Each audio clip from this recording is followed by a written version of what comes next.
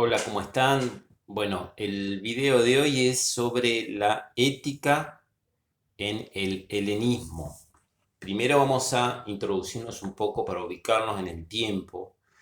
Eh, Se los aclaro, no es necesario que uno precise en tanta información sobre el contexto, pero es necesario para entender cómo se pensaba la vida y la acción humana en determinadas épocas. Entonces, ayuda mucho. Lo van a ver, el caso del helenismo es muy claro. El helenismo es un movimiento cultural filosófico, pero fundamentalmente cultural, que va del siglo IV antes de Cristo al siglo II y que ocupa toda la expansión de un gran líder que fue Alejandro Magno, que era macedonio. Macedonia era una región del norte de Grecia. Y Alejandro, cuando se convierte en gobernante, se expande por Grecia, parte de Europa, África. Si cuando hablamos de África estamos hablando de Egipto, que para ese momento era una cultura impresionante, muy grande. Llega hasta la India, parte de lo que serían hoy los pueblos árabes. Es decir, que constituye en muy poco tiempo un gran imperio que se desmorona con su muerte. Ese sería, por ejemplo, eso sería lo que nosotros le llamamos helenismo. Y si bien está articulado con la expansión de Alejandro, que es la expansión de un imperio, el imperio macedonio, está vinculado con un gran cambio cultural, porque la idea de Alejandro fue expandir la cultura griega. Y podríamos decir que esa fue uno de los primeros ejemplos de lo que es la globalización, porque el mundo en esos siglos antes de Cristo estaban representados por esos continentes, el norte de África, este de Asia, sur de Europa, por lo menos para el mundo europeo, ¿no? Y que Alejandro quisiera expandir la cultura griega en todas esas regiones, tenía que ver con un periodo de globalización cultural. Tienen algunos detalles más que después pueden buscar, pero para que se entienda, esa expansión cultural impuso una manera de ver el mundo, y esa manera de ver el mundo se expandió junto con su filosofía, que está representada por dos grandes escuelas. Hubo más, pero estas fueron las más importantes, la de Epicuro o Epicurio y la de los estoicos. Las dos nacen en el siglo IV antes de Cristo, se van extendiendo con el tiempo, con distintos representantes. Pero vamos a los puntos más importantes que pueden servirnos a nosotros para pensar sobre la ética aplicada y sobre las ideas que podemos tomar de cada uno de estos representantes de la ética en el mundo helenístico. Vamos a Epicurio, que vive en el siglo IV, muere en el siglo III a.C. En Grecia. Y bueno, hay una idea muy interesante de Epicurio que tiene que ver primero con la idea de felicidad. La idea de la felicidad atraviesa todo el pensamiento griego. Esta idea de que, bueno, uno vive para ser feliz, ¿sí? Ahora, la pregunta después en cada uno que va a ir variando es, bueno, ¿cómo se alcanza la felicidad y qué es la felicidad? Es decir, en qué aspecto yo soy realmente feliz y cómo llego a esa felicidad. Bueno, acá la cuestión de la felicidad con Epicurio arranca con que si yo no soy feliz es que tengo una idea equivocada con respecto a algo. Es decir, vamos a nuestra vida cotidiana, ¿no? Si yo siempre me estoy quejando por algo y estoy sufriendo por algo y no alcanzo la felicidad, el problema no está en lo que me pasa, tomando a Epicurio, ¿no? Sino que yo tengo una visión equivocada. Por lo tanto, en lugar de echarle la culpa al destino, yo tendría que ver en qué me estoy equivocando o cuál es la idea equivocada que me lleva a la infelicidad. Ese es un primer punto y bastante interesante. Y que tiene que ver con esto de que la felicidad para los griegos no está en los acontecimientos, sino en la actitud. Una cosa es la actitud para los griegos y otra cosa son los eventos. Y el problema no está en los eventos, sino en la actitud. Para nuestra cultura es todo al revés. Queremos que pasen determinadas cosas para ser felices y creemos que determinadas cosas, si nos pasan, nos llevan a la felicidad. Cosa que no es así, porque nosotros, todos ustedes conocerán gente que lo tiene todo y es infeliz, aunque tiene muchas cosas que podrían llevarlo a la felicidad, de acuerdo a nuestra concepción, y nosotros vemos que no lo son. Y gente que no tiene las cosas o no viven las situaciones que nosotros creemos que tienen que ver con la felicidad y sin embargo son felices. Bueno, ahí está esta idea de la visión equivocada que uno tiene de la ética de Epicurio, que es bastante interesante. Otra idea es la de la vida retirada del mundo. Acá tiene que ver esto mucho con lo que va pasando en el mundo griego. Si ustedes recuerdan, la filosofía de Sócrates, de Aristóteles y de Platón estaba muy vinculado con la polis, la ciudad. Es decir, que el ser humano era como una célula de la ciudad, era una parte de la ciudad. Y, por ejemplo, en palabras de Aristóteles, la persona que no vive en sociedad está loca, ¿sí? Es un ser fuera de este planeta. Eso es lo que pensaba Aristóteles. No se imaginaban al ser humano fuera de la sociedad. El ser humano tenía que formar parte de la sociedad. Bueno, en el mundo heleno, junto a esta idea de la expansión cultural, también había una situación crítica porque esa globalización generó una crisis económica muy grande, que es un poco lo que está pasando ahora, ¿no? Vienen cosas de China, vienen cosas de Oriente, de otros países de Oriente, de Estados Unidos. Entonces, toda esta globalización afecta el trabajo local, porque hay cosas que vienen más baratas y hay industrias de cada... No es una cuestión de Argentina, esto está pasando en el mundo.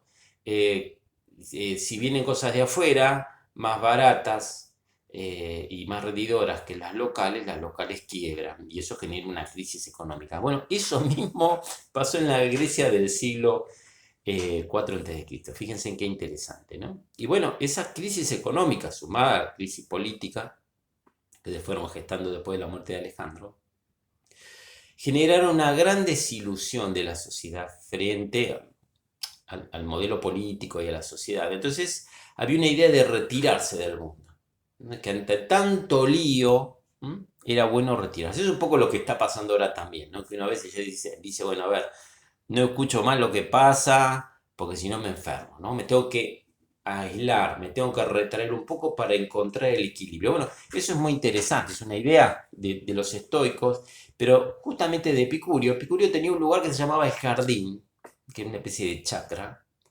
y que estaba alejada de la ciudad, y era un mundo aparte. Y todos los alumnos de Epicurio iban ahí, iban a comer, hacían reuniones, comían y hablaban de filosofía. Se llamaba el jardín, era como una especie de Edén y de paraíso, en donde todos los alumnos cuando iban a ese lugar se sentían por un tiempo, un día, dos, el tiempo que se quedaran, como desconectados del mundo. Y eso los ordenaba. Y que tenía que ver con la filosofía de Epicurio, que él decía que para alcanzar el equilibrio muchas veces hay que tomar distancia, porque ya la misma distancia la persona la ordena. Bueno, habrán escuchado, todos están en el mundo del deporte y escuchan muchos casos de gente, por ejemplo, que no rinde en un deporte que está practicando, porque tiene muchos problemas, ¿no?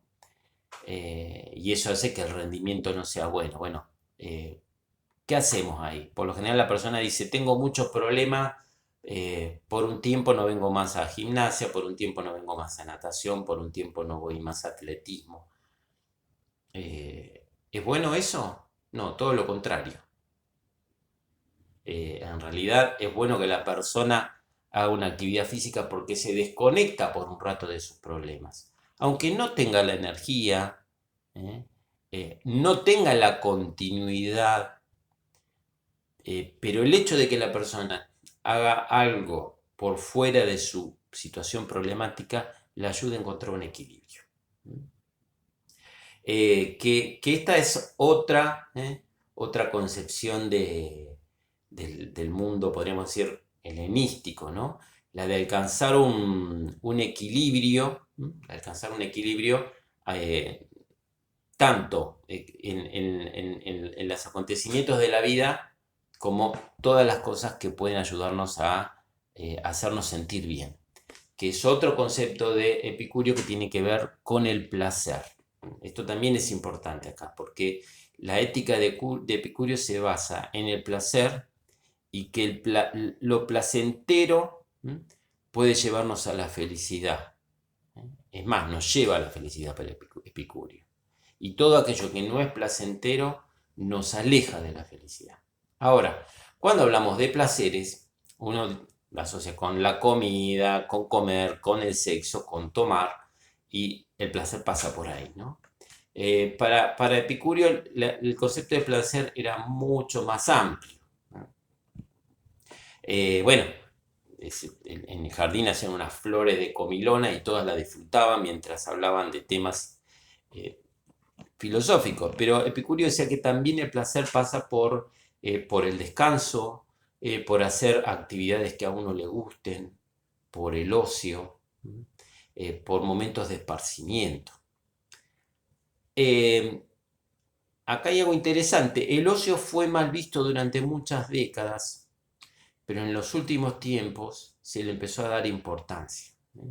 Es por eso que, fíjense en que aumentaron las actividades recreativas, mucha gente hace deportes, hace actividades artísticas, porque eso le hace bien, le genera un placer y le ayuda a estar mejor. Bueno, para Epicurio ese placer contribuía a que la persona se siente bien. Hay un término que apareció hace unos años que tiene que ver, en el mundo del deporte todos lo conocen, que tiene que ver con el sobreentrenamiento, una persona que se sobreentrena tanto que ya no rinde más, ¿no? Y bueno, esta idea del sobreentrenamiento a veces pasa por la exigencia física, pero también por una cuestión mental, de que la persona está absorbida en su meta y eso la desgasta mucho. Yo recuerdo casos que pasaron cuando yo formaba parte de un equipo de natación en Quilmes, que hasta a mí me pasó eso, ¿no? De estar sobreentrenado y no rendir en las competencias. Y el consejo que me dio un entrenador en ese momento, que era como el Bielsa de la natación en esa época, era un referente para nosotros, que no era mi entrenador, pero nosotros mucho le consultábamos. Bueno, el consejo que me dio es, mira, no, entrena menos y andate de vacaciones, hace cosas que te gusten, que te distraigan, no pensés tanto en el entrenamiento. Y eso me ayudó. Bueno, eso es Epicurio aplicado al entrenamiento. Bueno, otro tema, ya el último de Epicurio, que es el principio de racionalidad. Porque Epicurio decía, a ver, lo placentero lleva a la felicidad, pero tiene que haber un principio de racionalidad, es decir, una prudencia. Si yo, supongamos, tengo un asado, digo, no sé, un lechón, uy, qué rico, como un lechón ahora, diría Epicurio, si yo me como medio lechón, mañana exploto y no voy a estar bien, y quizá no esté bien durante toda la semana. Entonces el principio de racionalidad es saber de antemano si lo que hoy me hace bien, mañana me hace mal, para alcanzar un equilibrio de lo que me hace bien hoy, me haga bien en toda la semana, y no que un día esté bien y otro día esté mal. Bueno, ese es el principio de racionalidad y que es muy interesante, ¿no? Pensar ante las cosas y pensar antes de hacer cosas que a mí me parecen que me van a hacer muy bien. Pero si hoy me hacen muy bien y mañana me hacen muy mal, no son buenas. Bueno, última idea bastante interesante de Epicurio. Estoicismo. El estoicismo es otra escuela que surge en el siglo IV a.C. y se extiende por varios siglos. Hasta después del cristianismo se extiende el estoicismo. El estoicismo nace en Grecia, pero cuando Roma se convierte en un imperio en el siglo II a.C. y anexa a Grecia, con Panecio, que era un filósofo estoico, los griegos ponen sus escuelas en Roma y ahí se desarrolla otra rama de la filosofía estoica con Séneca, que es muy famoso, y Marco Aurelio, que era el emperador sabio, porque Marco Aurelio fue un emperador romano, y se llamaba el emperador filósofo, porque era un filósofo estoico que escribió libros muy interesantes. Si buscan en internet, está lleno hoy en día de estoicismo aplicado al coaching, al entrenamiento. Búsquenlo porque es muy interesante. No me quiero desviar mucho en el tema. Pero la filosofía estoica se la usa mucho hoy en el mundo deportivo, se la utiliza mucho en el mundo de la educación y fundamentalmente en el mundo de las empresas, porque tiene ideas muy interesantes. Yo voy a tomar algunas nada más para no extendernos mucho. Primero, el principio de la racionalidad, que el principio de la racionalidad se extiende en todo el mundo griego, pero acá es como que se acentúa, porque para los estoicos la razón humana, ¿sí? Es podríamos decir, es un apéndice de la razón del universo. Para los estoicos, detrás del universo, detrás del mundo en el que vivimos, la Tierra, con la naturaleza que la envuelve, hay una razón, hay una inteligencia. Y el ser humano, que tiene una inteligencia, que tiene una razón que no está desvinculada del mundo, no está desvinculada de la naturaleza y tampoco del universo. Por lo tanto, si utilizamos la razón, vamos a estar en armonía con el universo. Impero. Ahora, ustedes se pueden preguntar, bueno, porque a veces la razón lleva a una mala interpretación, ¿no? Porque uno dice, bueno, a ver, entonces si yo estoy pensando todo el día, voy a encontrar un equilibrio. Y depende, porque a veces yo estoy preocupado por algo, estoy enojado, tengo miedo por algo que me va a pasar, yo creo que estoy pensando, pero en realidad estoy sintiendo. Entonces ahí habría que diferenciar entre pensamiento y sentimiento. Ojo con eso. Porque si yo estoy todo el día con algo en la cabeza y no me lo puedo sacar de la cabeza, no estoy pensando, estoy sintiendo. ¿Y por qué? Porque lo van a ver en la lectura. El ejemplo claro, pónganse en un cronómetro y fíjense en cuánto tiempo mantienen la atención leyendo un libro. Léele un párrafo y ya está mirando el techo. Bueno, ahí ya dejé de pensar. Por lo tanto, acá hay algo interesante que cuando se habla del estoicismo no se lo explica bien, pero hay que explicarlo para no generar confusión. Para eso voy a recurrir a la ética de Oriente, fundamentalmente la filosofía del budismo, que tiene muchísimas cosas interesantes con respecto a la ética, pero no nos vamos a extender demasiado en el tiempo, así que lamentablemente no lo vamos a poder ver. Pero hay un principio central de la filosofía budista que es la atención. Incluso ellos tienen muchísimos ejercicios. La meditación es uno de ellos, el vipassana, es una técnica de meditación, que hoy en día se popularizó mucho con una técnica norteamericana o europea que se llama mindfulness. Es una técnica de meditación, pero que es oriental, no es occidental, pero bueno, vieron que los occidentales hacen productos con cosas robadas de otro momento, ¿no?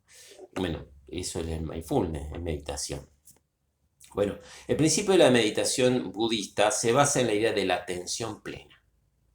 Entonces para hablar de la razón, de la razón de los estoicos y que la razón me va a llevar al equilibrio, yo diría que uno está razonando cuando está atento.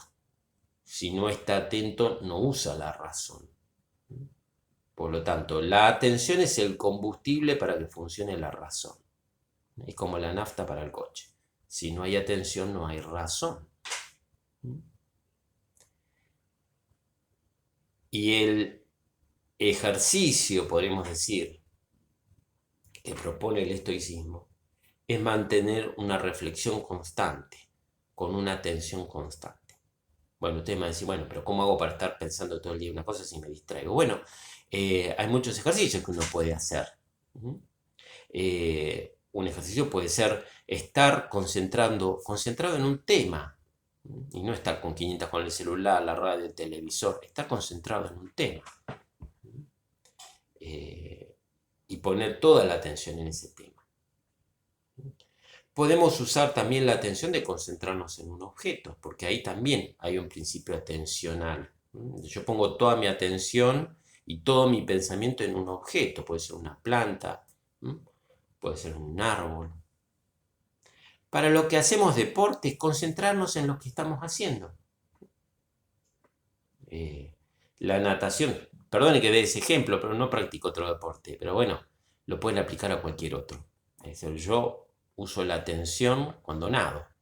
Es decir, el nadador llega un momento que entra en la divagación porque está metido con la cabeza abajo del agua y lo único que tiene es todo lo que tiene acá adentro porque no ve nada, ve agua nada más.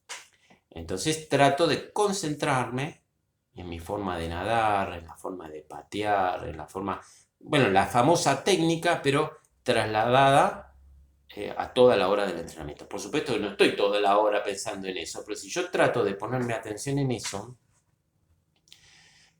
fortalezco mi atención y no la debilito. ¿Sí? Y observen que cuando uno está mal, está distraído, no tiene atención. Y cuando está bien, está más atento. Por lo tanto, la atención es el combustible para mantener el pensamiento en lo que uno quiere y usar nuestro gran don, que es la razón. Bueno, para ir terminando y no los quiero cansar mucho, otra idea es la de la virtud. Los estoicos dicen que a través de la virtud sería lo que hoy llamaríamos valores o habilidades. Lo que hoy se llama la habilidad blanda, ¿no? Habilidades humanas o valores, esas serían las virtudes. Y todas esas virtudes van a llevarnos al bien.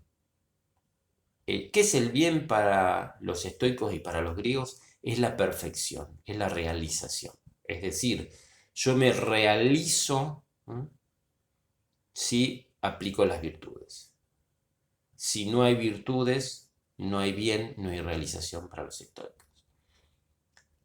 Hay una batería de virtudes, pero ellos usan mucho 4 que son en realidad de Platón, porque Platón ya es el que comienza a hablar de las virtudes y que dice que hay 4 virtudes fundamentales, 4 pilares. Dentro del universo de las virtudes hay 4 pilares. Uno es la prudencia, como decía Epicurio. ¿Qué es prudencia? Pensar las cosas antes de que pasen. No vivir como loco pensando en lo que va a pasar, porque eso ya no es prudencia. Sino hablaremos de una prudencia medida. Otro es la templanza. Es decir, la templanza es acostumbrar al cuerpo.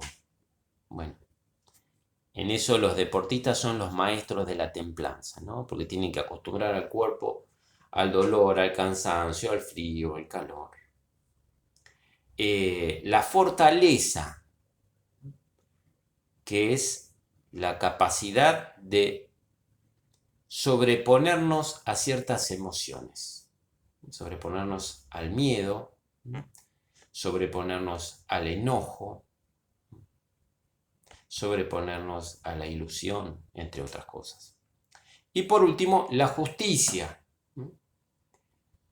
El principio de la justicia dentro de la virtud de Platón y de los estoicos es diferente al concepto que nosotros tenemos. Es decir, nosotros cuando hablamos de justicia nos imaginamos la policía, un juez, ¿no? Las leyes, no. Acá justicia tiene que ver con lo justo.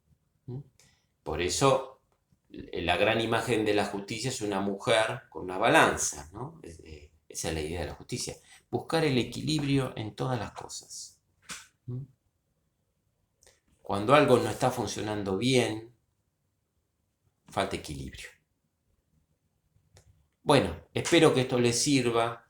Recuerden que lo importante es que estas ideas, en el caso de lo que estamos viendo hoy de los estoicos y de Epicurio, sirvan como la caja de herramientas para una clase, para trabajar con un grupo, para motivar, para resolver problemas. Esa es la idea que yo tengo sobre la ética, ¿no? Que nosotros podemos tomar un autor, no importa en qué momento haya vivido, porque cada uno de los grandes pensadores de la historia de nuestra cultura tuvo un montón de ideas bastante interesantes que pueden aplicarse, a la reflexión de nuestra vida o de la vida de las personas que viven con nosotros. Bueno, espero que les haya servido y nos vemos en el próximo video.